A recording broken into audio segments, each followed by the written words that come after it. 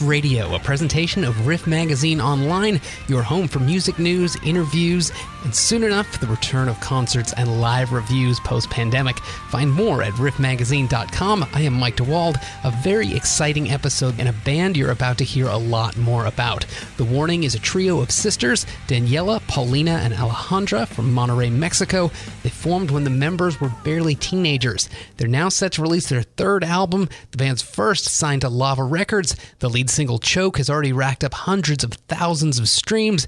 We now welcome Daniela and Paulina from their home in Mexico to RIFF Radio. Thrilled to be joined today by two-thirds of The Warning. Thanks so much for taking the time, joining us, taking a few minutes today. Hey! Thank you. Hey. We're very happy to be here. Alice says hello, by the way. But I think we'll be talking for her this time. Today. Perfect. So this has to be an exciting time for the band. You have a new single, new album, shows on the way. How are you both feeling right now, kind of ramping up to everything? Well, more than excited, I would say very grateful that we got to do all of this. You know, it was a very tough year for everyone, but we were able to record a whole album. The single is out now. We're very happy. We're working very hard for everything to run smoothly, but we're just very happy that it's finally out. And finally, you know, being able to present it to everyone, especially in the live shows, which are slowly coming back, and we missed so much. So we're very excited. Yeah, I saw some of the behind-the-scenes videos that you posted kind of through the process of recording the album, and it just looked like the pandemic really changed up what you would normally do. How did you kind of adapt, and what was that process like for you? Ooh, it was different from normally recording an album, because I remember our past albums, we would also do other things while we were there. Sometimes we would go for interviews, or we would play a show or something of the sort. But we were able to take 3 whole months of just recording the album and being in that process, and then that kind of mindset. And we also traveled to New Jersey for this. It was the first time we left our house since March. We left in September. 3 months for New Jersey. It was just an incredible experience, but I really think that we had a lot of time to just really dedicate ourselves fully to the album. It did have its challenges. Most studios didn't have so much time available for us to be there. We had to record in 5 different studios. Yes. But that ended up being a good thing, though, because the change of scenery helped a lot to, just freshen up. After 3 months being in the same room, you could probably go a little bit crazy, as everyone experienced. But it was just an overall really great experience, and we had a great time. Now, you worked with David Bendeth producing the album. He's been a part of some of my favorite songs. What did you learn from him? Kind of what did he bring to the process? I think the question is, well, what did we not learn from him? So much. David is such an amazing person, first of all. It was such a pleasure to work with him. Yeah. And we learned so much. Even things we didn't think we still needed to work on, but just working together with him as a band, I think we grew so much as people and as musicians at the same time. We literally dug deep into the most tiny things that make a huge difference in a recording and in a song, and that opened up our perspective a lot of what is a game changer in the studio. Yeah, it was a very meticulous process. Yeah. But it was such a good learning experience. And again, David is such a great teacher. Yeah. He was very, very nice. And it's great that we made a great team, because it's very important to have a lot of chemistry between, constant creators.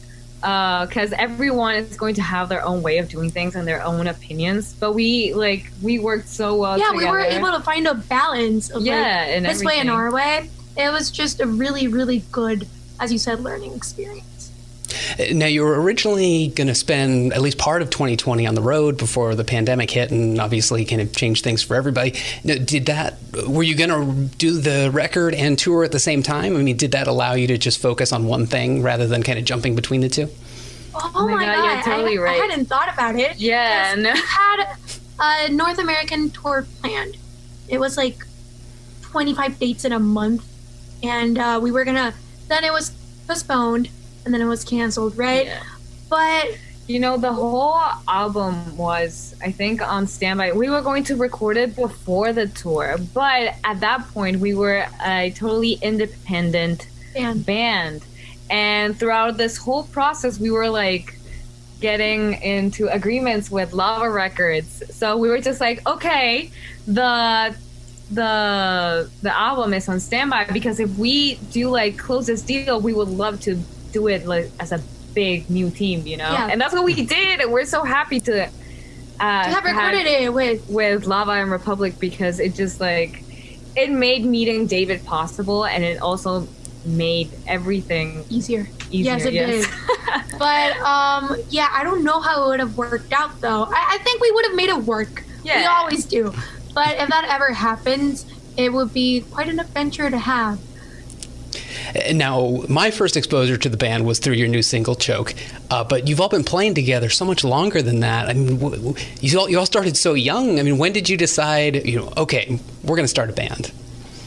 It was so crazy because we started out since we were tiny. I mean, we're sisters, so we grew up in a very musical environment. Our parents really love music. So we constantly heard it around the house. We started playing because of the video game, Rock Band. And we just loved what we saw on screen, and we just wanted to do that. So we were super in love with this idea of becoming a rock band, but we never played together. Danny picked the guitar, I picked up the drums, and Ali picked the bass later on.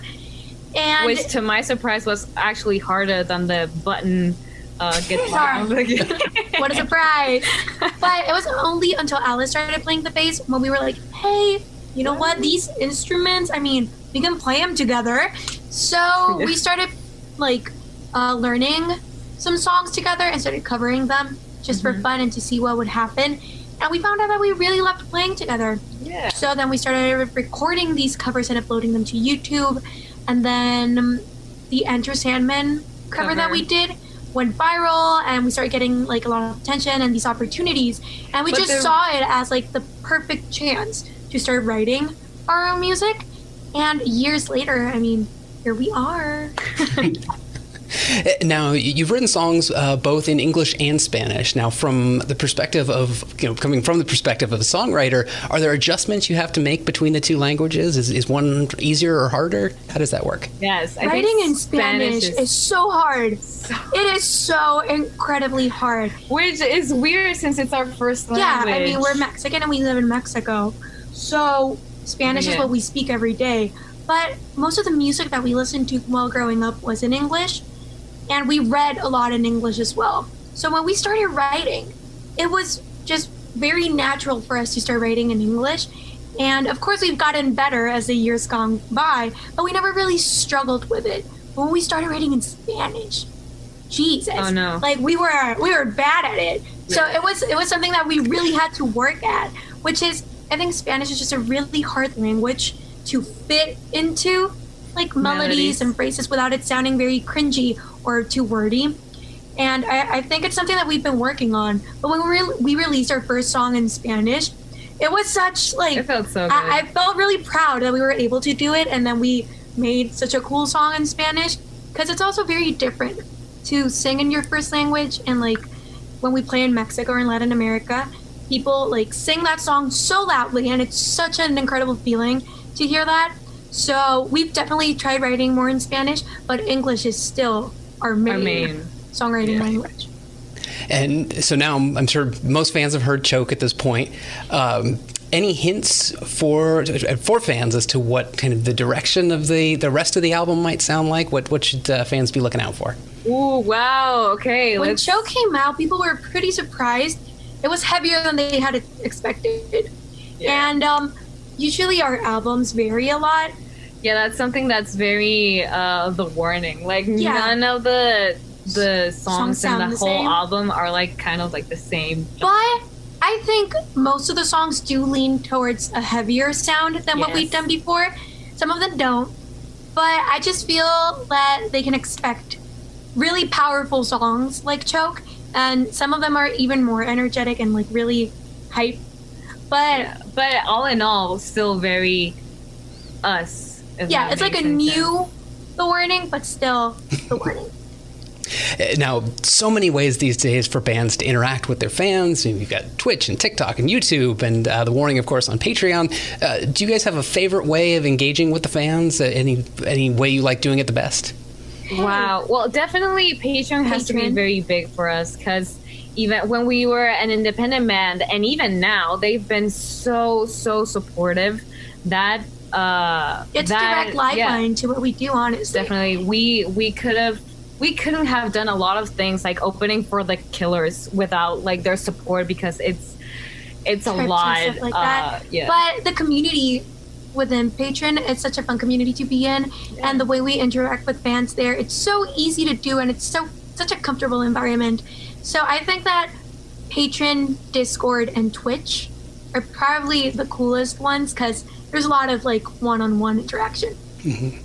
And now, as far as bands, you mentioned the Killers. Now, bands you're playing with coming up, I'm sure is a show you're excited for. I think it's Welcome to Rockville is a festival you just announced.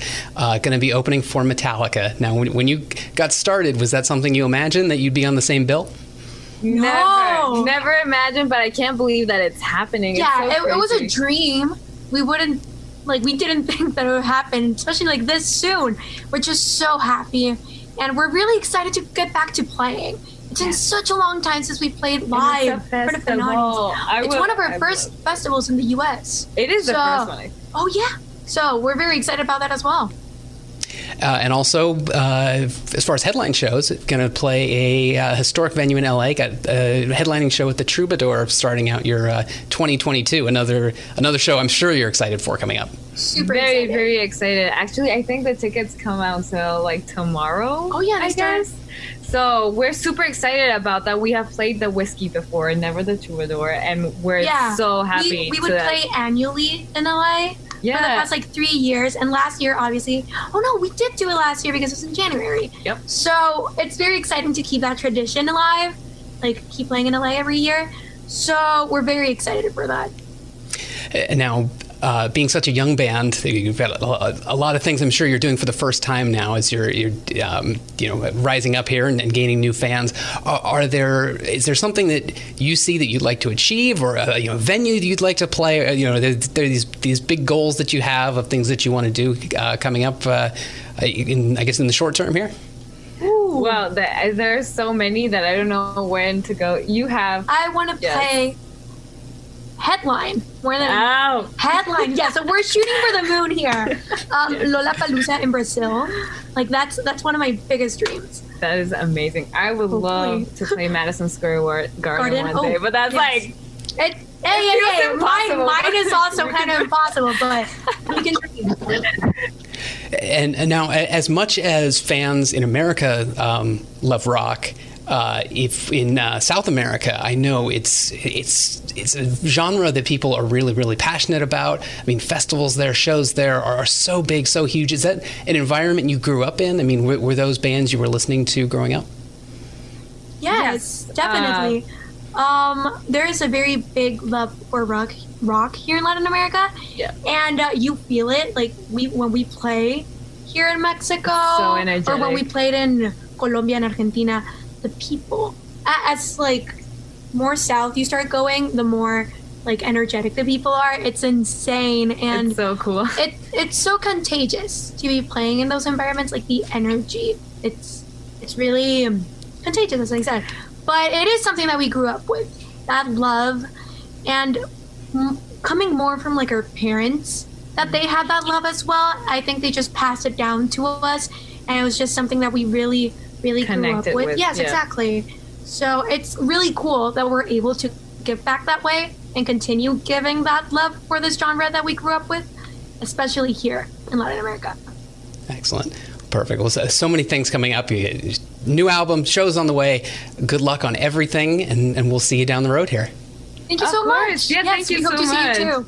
Our thanks to Daniela and Paulina of The Warning. Find more at thewarningband.com. Find them on Twitch, Discord, TikTok, Instagram, Facebook, literally all of the places.